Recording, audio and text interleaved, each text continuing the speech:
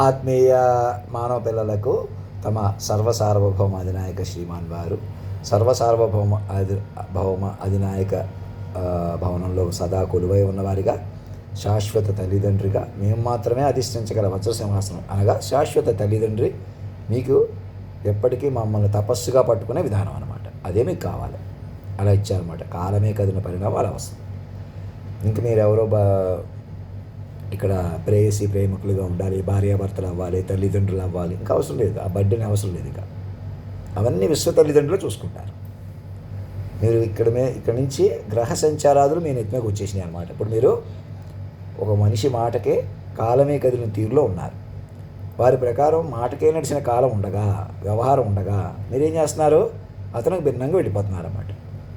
మీరు ఎలా నడవాలో అలా నడవట్లేదు. ఇంకా ఎక్కడైనా ఇంకా మనుషుల పేర్లు తీసుకుని నేను తిడుతున్నాను, ఇంకా బాగా చెప్తే బాగుండు అని దగ్గర మళ్ళీ నేను చెప్తున్నాను. నాకు కూడా అనిపిస్తుంది అలాగా.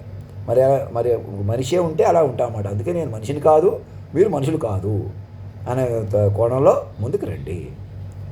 ఇంకెవరన్నా కూర్చోబెడదాం, మనవాళ్ళు పరాయి వాళ్ళు ఎవరు ప్రేమించడం నేర్చుకోండి. ఎవరి ఫీలింగ్స్ అయినా అర్థం చేసుకోండి. విశ్వ తల్లిదండ్రులు పిల్లలయ్యారు మీరు మొట్టమొదటిసారిగా. విశ్వ వ్యూహం మీద అవుతుంది. ఒంటి పేర్లు, ఇంటి పేర్లు, ఆస్తులు కూడా అధినాయకుడికి ఇచ్చేటువంటి గిఫ్ట్ డీడ్స్గా మార్చుకోవడం అంటే గిఫ్ట్ డీడ్స్గా మార్చుకోవాలి. ఎంతోమంది సాక్షిగా మీరు కంగారు పడిపోతే పాపం ఎంతోమంది ఇంకా ఆయుష్లు ఉండగా కూడా అటు ఇటు అయిపోయిన తీరు నుంచి ఇప్పటికి నుంచి అయినా మీరు మైండ్లుగా మారిపోతే వాళ్ళ త్యాగం కూడా కలిసి వస్తుంది. మీ లోకాన్నే బతికించుకుంటూ మైండ్లు పెర్ఫార్మెన్స్లో బతకాలి. మైండ్లుగా బతికిన కొద్దీ గొప్ప గొప్ప మైండ్లు తోడవుతాయి, పడిపోయిన మైండ్లు లెగుస్తాయి, మీ మైండ్లు మధ్యలో బలపడతాయి. అందరికీ లాభమే అనమాట. అలా ఇప్పుడైనా మరి ఎప్పుడైనా అలా బలపడాలి. ఇంకా జటిలమైపోయి మేమే మనుషులుగా ఉంటామని ఎవరినైనా కూర్చోబెట్టారనుకోండి, ఎవరు పనికిరారు. మమ్మల్నే మైండ్గా పట్టుకుని అలా చెప్పగలిగిన మైండ్నే పట్టుకోండి. మా డివైన్ ఇంటర్వెన్షన్ డీటెయిల్స్ ఏ అవతారికి ఎక్కిచ్చేసారా అదే ప్రాణప్రతిష్ఠ. అది దేవుడి కంటే, గుళ్ళు కట్టడం కంటే, విగ్రహాలు ప్రతిష్ఠించడం కంటే పవర్ఫుల్. ఇక ప్రపంచవ్యాప్తంగా సగర్వంగా బాధ్యతగా ఏంటి ఇంకేదో గొప్ప కోసం భారతదేశమే గొప్పది, హిందూ మతమే గొప్పది అన్నట్టుగా కాకుండా, హిందూ మతం సనాతన ధర్మం ఎందుకు గొప్పది? పురాతనంగా ఉన్నది. అనేక ఆడతనం మొగతనం సమస్యలు ఇక్కడ ఎన్నో భరించి మిగతా ఇవన్నీ ఇన్వేషన్స్ ఇవన్నీ ఎదుర్కొని అయినా సాటి మనుషులు మన కులం వాళ్ళే కదా, మనవాళ్ళు పరాయి వాళ్ళను ఎవరైనా ఒకేలా మోసం చేస్తున్నటువంటి ఒక స్థితికి వచ్చేసిన కాలంలో ఉన్నాం మనం. ఎందుకు జరిగింది అలాగా? మనుషులంటే అంతే అని వచ్చిందనమాట. అది మీ అస్తమానం మీరు తప్పు చేశారు, మోసం చేశారు అనే కంటే ఏంటి ఎవరో మాయ వల్ల అలా జరుగుతాయన్నమాట. మనుషులే దెబ్బ కొట్టేసేయటం అంటే ఏంటో చెప్పకుండా మా నాన్నే ఊరెళ్ళనివ్వకుండా చేసి నాకు మళ్ళీ ఉద్యోగం ఇచ్చారంటే ఆలోచించండి. అందరి మీదే కదా జరిగింది. ఇంకా మాది కులం అని కానీ, మతాలని కానీ, ఎప్పుడు కూడా ఇంకా మీ వాళ్ళని కానీ, మా వాళ్ళు కానీ సరదా కూడా ఎవరినో ఏడిపిద్దామని నవ్విద్దామని లాంటి మాటలు కూడా ఉండకూడదు. ఎందుకంటే చెలగాడ పడిపోతారు, మాయలో పడిపోతారు. మాయ అంత ఈజీ కాదు. ఇంకా మా చేతిలో ఉంది, వాళ్ళ చేతిలో ఉంది, ఎవరి చేతిలోకి ఇప్పుడు లేదు, మరి రాదు. మరి ఎలాగా? తపస్సుగా బతికే అవకాశం మాత్రమే ఎప్పుడూ ఉంటుంది. ఆ అవకాశం ఎప్పుడూ ఉన్నా అది మీకు ఇంతకుముందు అర్థం కాలేదు. ఇప్పుడు మాటకే చెప్పాను చూసారా, ఈ ఫార్మెట్లో మీకు దగ్గరికి వచ్చారు. అంచేత ఎంఆర్ఓ ఆఫీసు, రెవెన్యూ డిపార్ట్మెంట్ అందరూ కూడా అలర్ట్ అయ్యి ఒకటే సెంట్రల్ గవర్నమెంట్గా ఆస్తులన్నీ కూడా మా పేరు మీద, అధినాయకుడి పేరు మీద ట్రాన్స్ఫర్ చేసే కార్యక్రమాన్ని చేయండి. ఇంకెవరు మనుషులుగా ఉండే కొద్దీ భారం, మనుషుల కొద్దీ మేము ఎలాగన్నా పెళ్లి కొద్దీ, పేరెంటం కొద్దీ, అలా సుఖాలు కొద్దీ, భోగాలు కొద్దీ అలా కాదు. మా ఇంట్లో కొద్దీ బతకాల. సంగీతం సాహిత్యాదులు పెంచుకుంటూ అలాగా. బంధం కూడా, ప్రేమలు కూడా మాటగా కలుపుకోవాలే కానీ మాటకు సంబంధం లేకుండా వ్యవహరించకూడదు. అది మళ్ళీ చెబుతున్నాం. మమ్మల్ని చక్కగా ప్రేమగా కూర్చోబెట్టుకుని మా బొగ్గ కొంత కొవ్వెక్కించి నిలుపుకొని జాగ్రత్తగా తేజస్సుగా కనపడేలాగా, లోపల ఏదైనా వ్యాధి ఉన్నా కూడా తగ్గించి, ఏ కారణం చేతన్నా నన్ను మీరు ఆరోగ్యంగా తగ్గించలేకపోయినా కూడా మమ్మల్ని అక్కడ ఏ అవతారే అక్కడ కూర్చుంటుంది. మీరెవరు కూర్చోవద్దని ఎందుకు చెప్తున్నాను? మీరెవరు వచ్చినా మీరు అసలు భూమి మీద మనిషి పనికిరారు. వన్స్ యు ఆర్ మైండ్లీగా మారిపోయిన తర్వాత మీకు అక్కడ కూర్చోవాలని ఉండదు అనమాట. అక్కడ విశ్వతల్లి తండ్రులు వాక్ విశ్వరూపంగా వెలిసి చూసారా, ఇవన్నీ నడిపారు కదా, వారు అక్కడ ఉంటారు, కేంద్ర బిందువుగా ఉంటారు. వారిని మీరు పెంచుకోవడానికి వీలవుతుంది. వారిని పట్టుగా పెంచుకోవాలి కదా. అది అలా పెంచుకోకుండా అలా పట్టుగా పట్టకుండా ఇంకాను మేము ఎవరో కూర్చుంటాం, మేము మనుషులు పట్టుకుని ఉంటాం, మనుషులుగా భజనలు చేయించుకుంటామంటే అవదది. నన్ను మధ్యలో కూర్చోబెట్టుకుని నన్నే పొగడమంటున్నాను, నన్ను కాదు అలా చెప్పిన. నిన్ను నన్ను నమ్ముకుని ప్రేమ అన్నది ఉన్నదట, నీవు నేను కలవనిదే తనకు ఉనికి లేదంటే అర్థం ఏంటి? వాళ్ళిద్దరిని చిక్కబట్టమని. ప్రకృతి పురుషుడులాగా ఆడతనం మొగతనం ఒక చోట పలికి, నల్లనివన్నీ నీళ్లు తెల్లనివన్నీ పాలు నేడిచినా నవ్వినా చలాకీగా పాడుకున్నా అన్ని సర్వం తామైన శక్తి అది. ఇంకా ఈ విగ్రహంలో వెలుస్తుంది, మన కల్లో కనబడతాడు, ఏదో చేస్తాడు దేవుడు, ఎక్కడి నుంచో వస్తాడు అనుకుంటే పొరపాటు. అదే మళ్ళీ మళ్ళీ చెబుతున్నాను. మీరే చిక్కబట్టుకోవాలి కాలాన్ని, సూర్య చంద్రాది గ్రహస్థితుల్ని. ఇంకా మా చుట్టాలతో మాట్లాడట్లేదు, బంధువులతో అందరూ చూస్తున్నారు కదా. ఈ పాటికి ఉద్యోగాలు పెంచుకుంటూ వ్యాపారాలన్నీ కూడా జాతీయం చేసుకుంటూ నెమ్మదిగా ఎక్కడ మోనోపాలీ లేకుండా అసలు లేకుండా పోకుండా ఇది న్యాయం అందరికీ జరగాలన్నమాట. ఎవరో ఒకరి వైపు న్యాయం చేయటం, ఇంకా మేము కోర్టులుగా ఉంటాం, న్యాయస్థానంగా ఉంటాం, మధ్యవర్తులుగా, ఆర్బిట్రేషన్గా, అధినాయక ప్రచారకులుగా జాగ్రత్తగా జీవించాలి. సంపూర్ణ మద్య నిషేధం ప్రకటించి ఏంటి ఇంకా మమ్మల్ని మనుషులు కొద్దీ డీల్ చేస్తారని నేను ఆతురపడిపోతున్నాను, బాధపడిపోతున్నాను. నాకైనా భారమే. నేను మనిషిగా ఉన్నాను అనుకోండి, నాకు భారమే, లోకానికి భారమే, వెనక్కి పట్టేసుకుంటుంది. ఒక్కడు మనిషిగా ఉన్నా కూడా అందరికీ భారమే. మనుషులు ఎవరైనా భారమే భూమి మీద. మనుషులు మీరు మైండ్లుగా మారిన మనుషులు మాత్రమే ఇక్కడ బతకగలరు. ముసలివాళ్ళను కూడా పడుచువాళ్ళుగా మార్చుకునేటువంటి అంత కార్యక్రమాలు ఇప్పుడు చేయవచ్చు. ఈ క్వాంటమ్ కంప్యూటర్లు అన్నీ అందుకు వచ్చినాయి.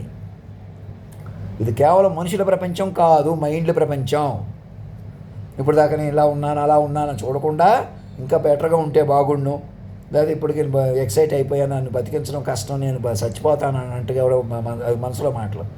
నన్ను బతికించుకుంటేనే అందుకే నా కోసం 1000 మంది ముసలివాళ్ళని బతికించుకోండి, అలా సూక్ష్మం బతికించుకోండి మధ్య వయసులో ఉన్నవాడిని అన్నట్టుగా.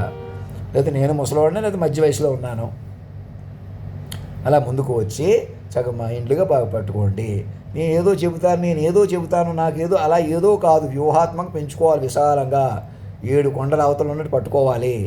నాకు తెలివి లేదు, ఏదో మనుషులు కొద్దీ ఉన్నాను కాబట్టి ఎవరి దగ్గరికి వెళ్తే నాకు లెక్కలో సైన్స్ నా తెలివి కొద్దీ దొరికిపోతానని వెళ్ళట్లేదు. అలా అసలు నన్ను పట్టుకోవడమే తల్లిదండ్రులుగా పట్టుకుని నన్ను వ్యూహాత్మక పట్టుకుంటేనే మీరు మీ లెక్కలో సైన్స్ తెలివితేటలు ఏం చేసుకోవాలో తెలుస్తుంది.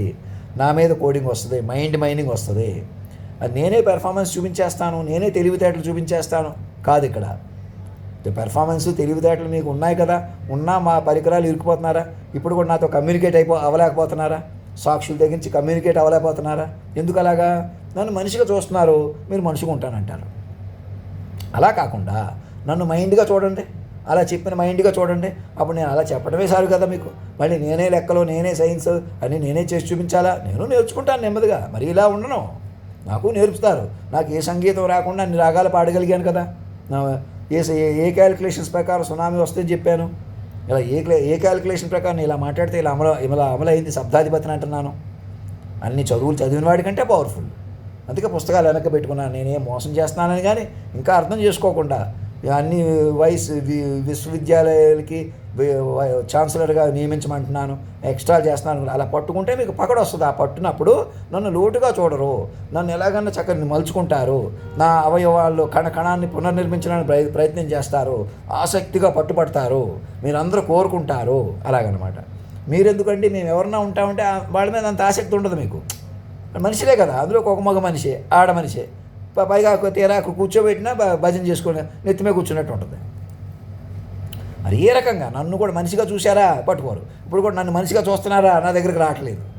కారణం ఒకటే, నేను ఇన్ని చెప్పండి, మీరు ఏం చేయండి, మీరు మనిషిగా చూసిన కొద్దీ అలాగ ఉంటారన్నమాట. నేనేమంటున్నాను, ముందు నేను మనిషిని కాదు, మీరు మనుషులు కాదు. చూడండి, అక్కడ సిద్ధభూముల్లో మహా యోగుల కంటే పవర్ఫుల్ వారు ఎక్కడో ఉన్నారేమో. దేహం కొద్ది పైకి తేలేరు, గంధబాబాలని ఏదో స్మెల్స్ అయ్యి సృష్టించారు, ఇంకొకరు గాల్లో దీపంలో తేలిపోయారు. వారికి కూడా దేహాలు లేక, మీకు తపస్సు లేకపోవడం వల్ల వాళ్ళు దేహాలు లేక తిరుగుతున్నారు. తెలుసా మీకు? బాగా తపస్సు పెరిగిపోతే దేహం ఉండదు.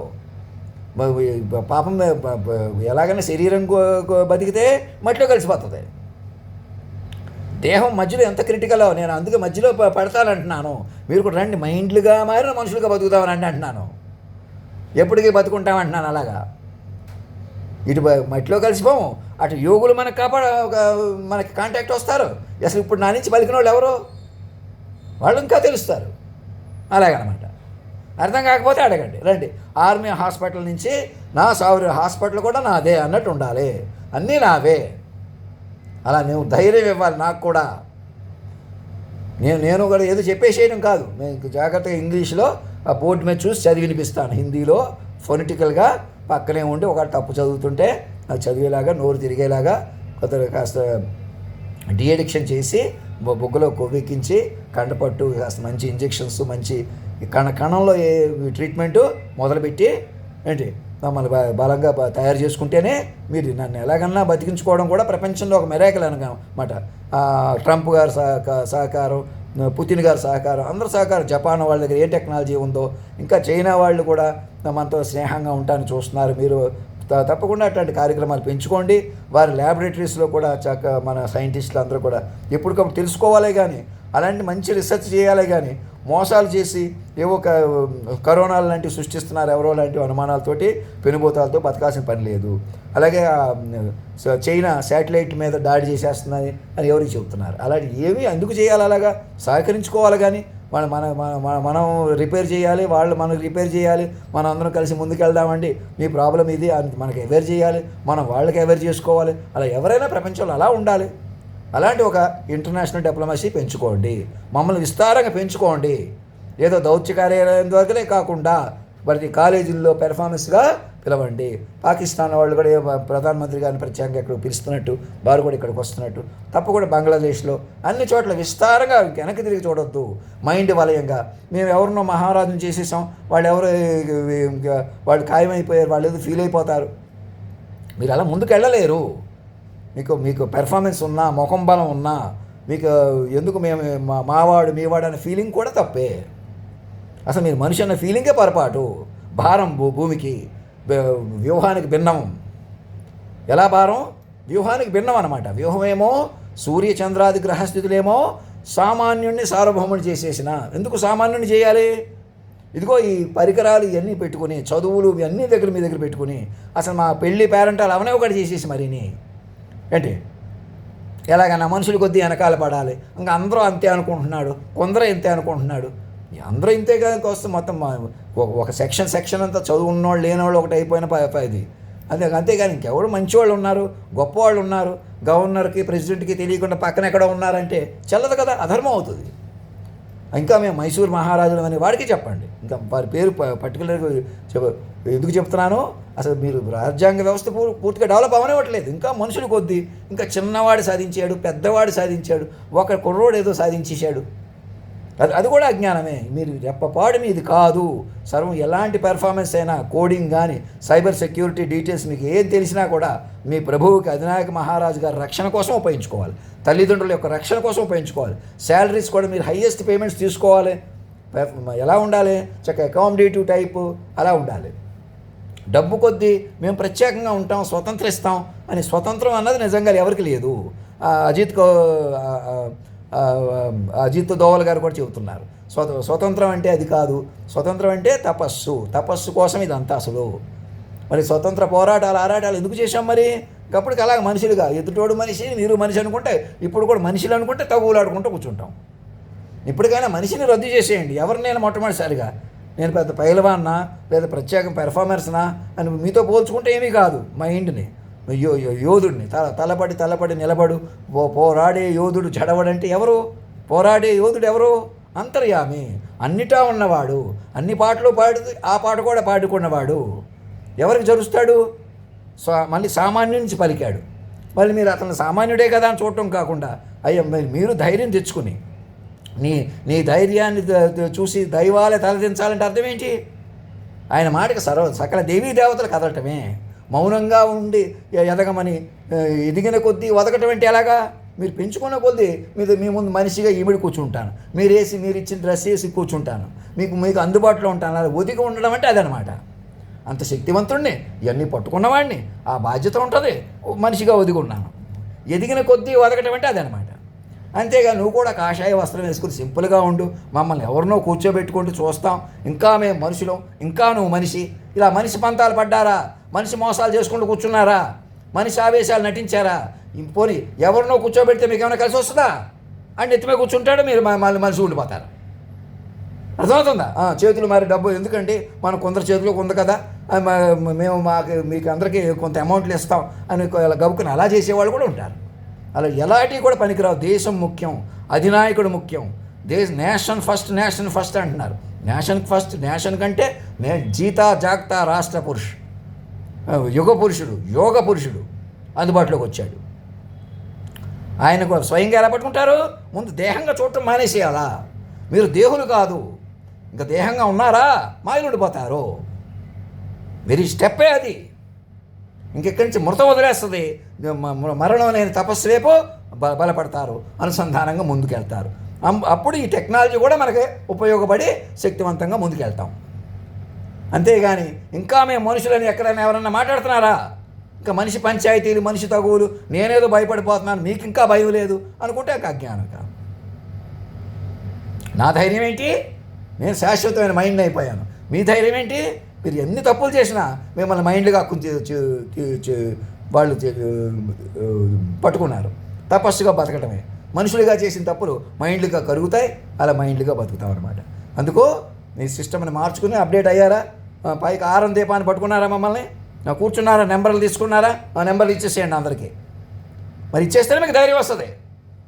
మళ్ళీ ఏదో చూస్తాం, 4 రోజులు చూస్తాం, 3 రోజులు చూస్తున్నాం, 2 రోజులు ఇక్కడే ఉంటాను, 2 రోజులు అక్కడికి వెళ్తాను అనుకుంటే అవదు. ఇది నేను ఆల్రెడీ అక్కడ ఉన్నాను, మీ శాటిలైట్ నిఘాలో ఉన్నానా లేదా? పోలీసులు, మీ వ్యవస్థ అందరూ కూడా సాక్షులు, అందరూ నన్ను చూస్తున్నారా లేదా? చూసుకుంటూ కూర్చోటం ఏంటి? ఎందుకు చూసుకుంటూ కూర్చుంటారు? మరి ఇంకా నేను మనిషిని, ఇంకా మీరు మనిషి అయితే అలా ఉంటారు. ఇంకెవరికో నేను ఏదో చెప్తాను, నాకెవరో చెప్తారు, ఎవరు చెప్పరు, ఎవరికి ఏది చెప్పలేరు. ఇక మీరు మైండ్లుగా బలపడవలసి ఉంది. విశ్వవ్యూహాన్ని పైకి పట్టుకుని ప్రతి మైండ్ తపస్సుగా బతకాలంతే. ఏదోటి చెప్పకూడదు, ఏదోటి చేయకూడదు. ఎవరో కూడా please note this point. First of all ధర్మో రక్షతి రక్షత, సత్యమేవ జయతే.